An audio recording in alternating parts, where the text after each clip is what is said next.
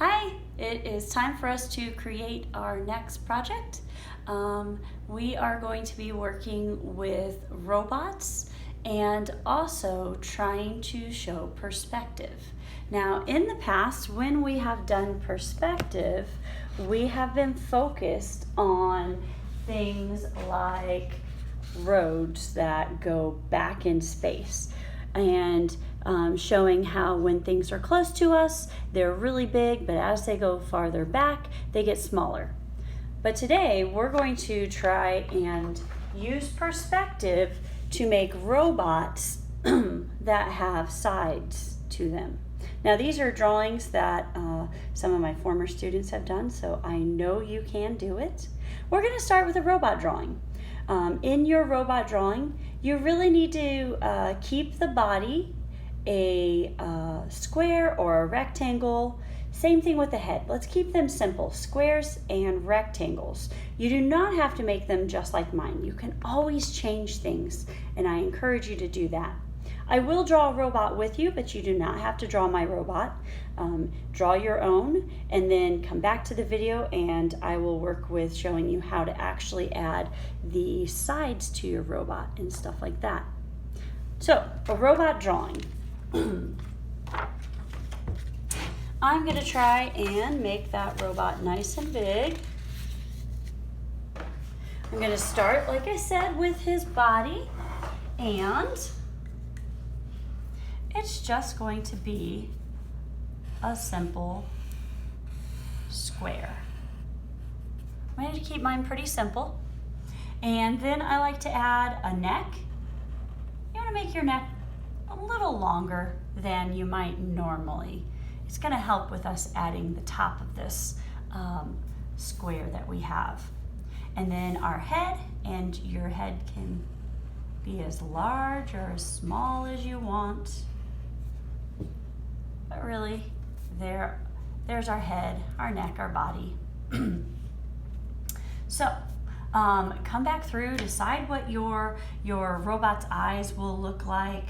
Maybe they are triangles. They don't have to be circles. Maybe down here for his mouth, it is a rectangle. With my marker, the lines get kind of thick. You should be drawing with pencil. I'm drawing with marker so that the camera can see what I'm doing.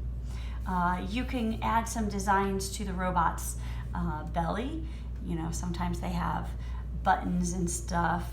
You see some old robots that might have had kind of like a TV screen.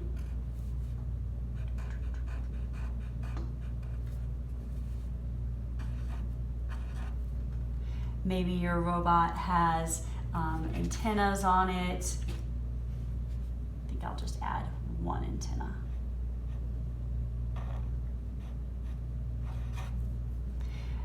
Arms, you decide what they are doing. So maybe they'll come out and they'll go up.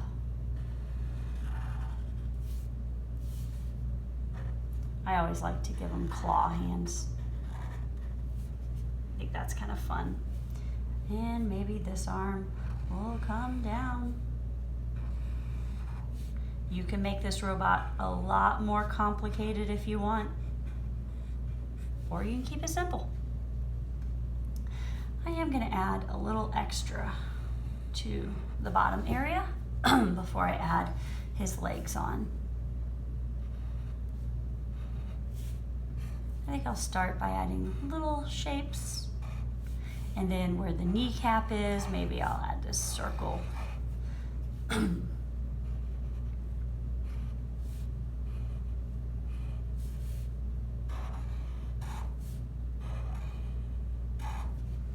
Nothing too complicated. I will come back through and add some curved lines to his arms and legs to make him look a little more three-dimensional.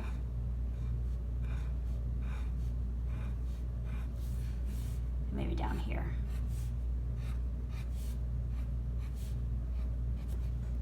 So I kept them super simple because the next part, adding the sides to the boxes, that's where it's going to take us a little bit of work. I'm going to grab a practice paper first.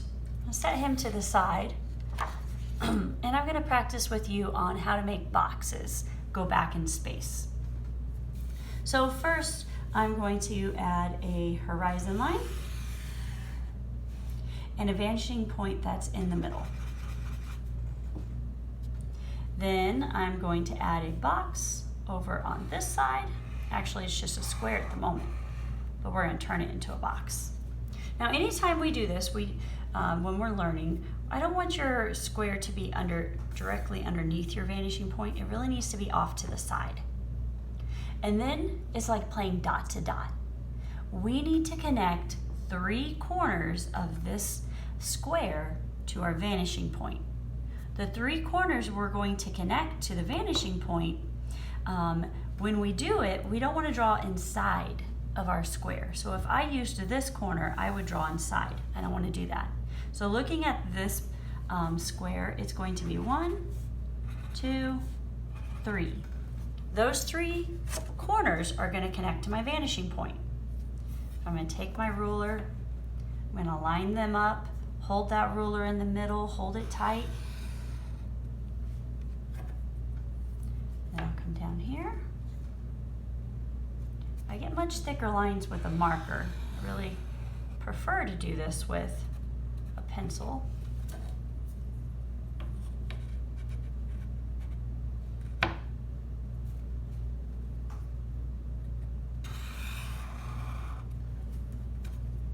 So now your box goes back in space. And of course, if you had drawn that box using a ruler, its lines would be a lot more straight than mine are. But it works for what we're doing. Now, to shorten the box, that's tricky. But we take our ruler, we line it up with the top of the box, and then we move it up some, and we draw a line. That part, pretty easy. But then we need this side. So we're gonna flip our ruler, line it up with the side of our box. You can see my line was a little wavy, that's okay. And then I move it out until it connects with this one. So like right here.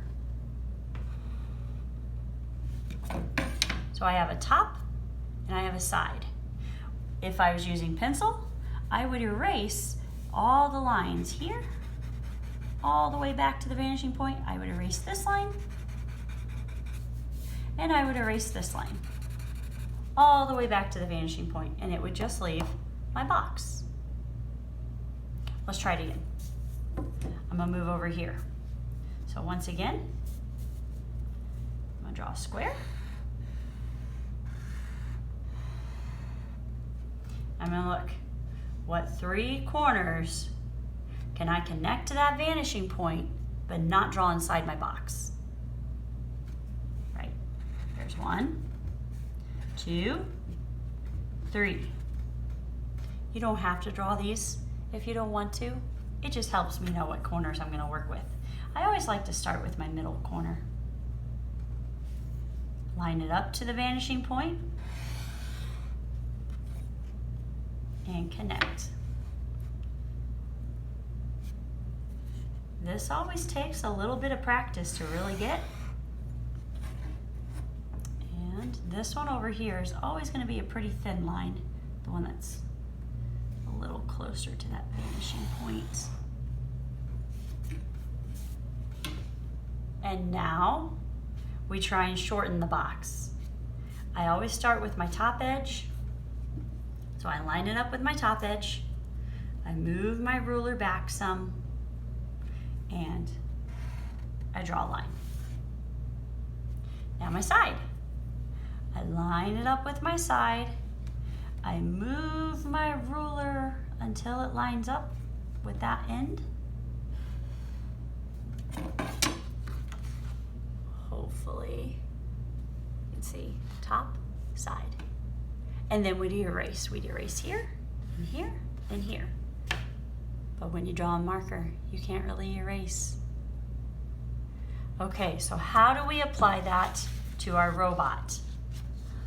I'm only going to do it to my head and my body.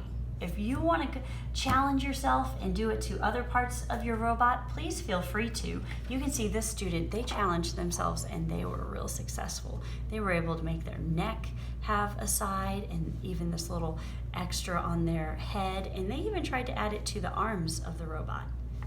And then here's another one of my students' drawings.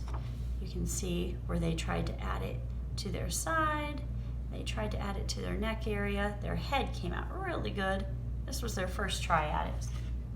So what I'm going to do, first, I'm going to draw the horizon line.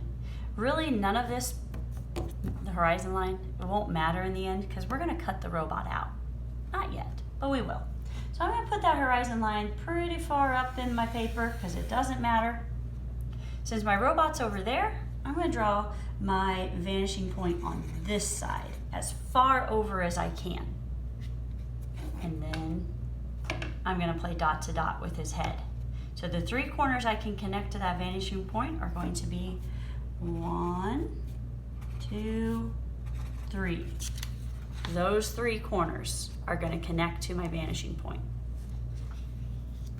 I'm going to switch the color of my marker so you might be able to see a little bit better on what I'm doing. But now, connect my dots together.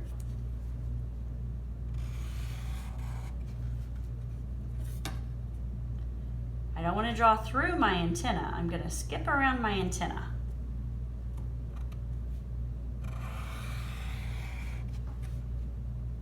I have one more dot.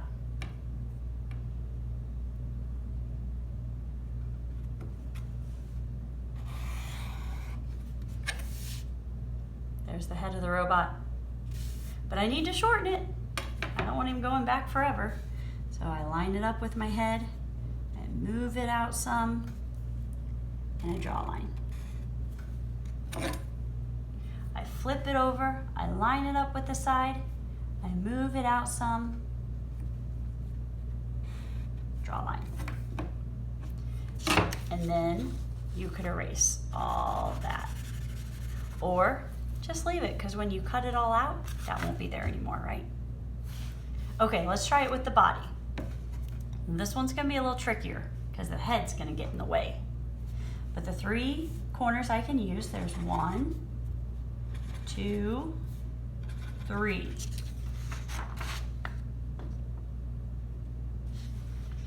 And here we go. I always start with this guy.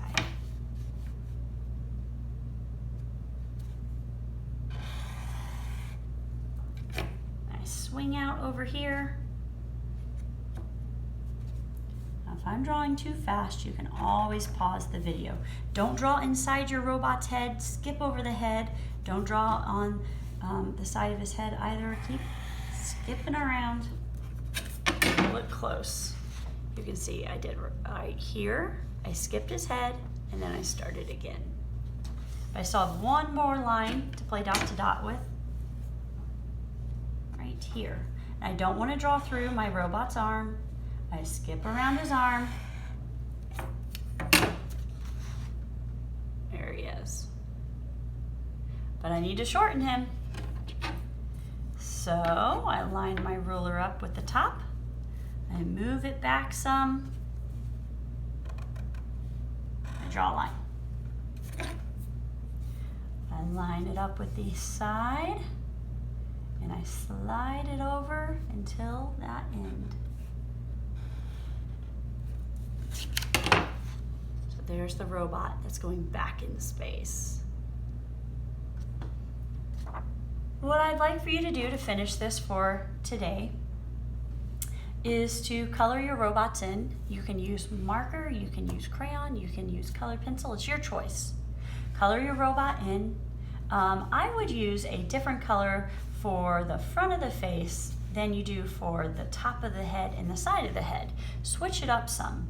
So for example, maybe I would color the top of his head in here with my brown, and then maybe I'd switch it with a green to do the front of his face. if you're using marker, color really slow.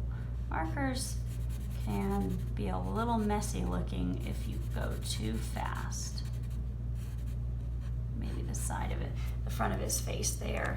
And then I could even switch to a blue and get this edge.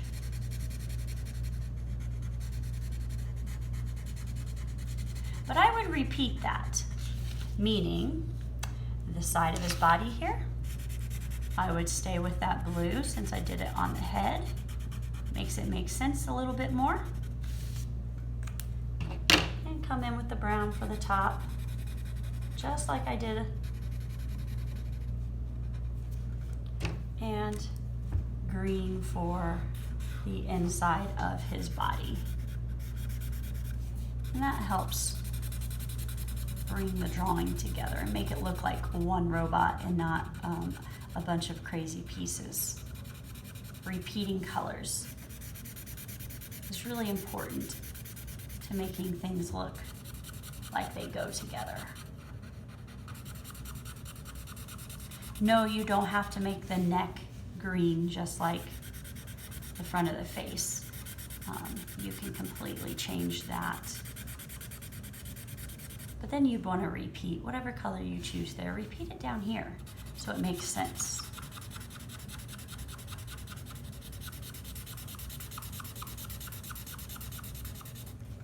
So take your time, color your robot in, and then take a picture. Send it to me either on your Artsonia account or send it to me in Google Classroom. Next week we'll talk about, we're actually going to cut this guy out and we're going to add it to a background that we'll talk about next time. So have fun, play with perspective, and see what other shapes you can make go back in space. Thanks for drawing with me.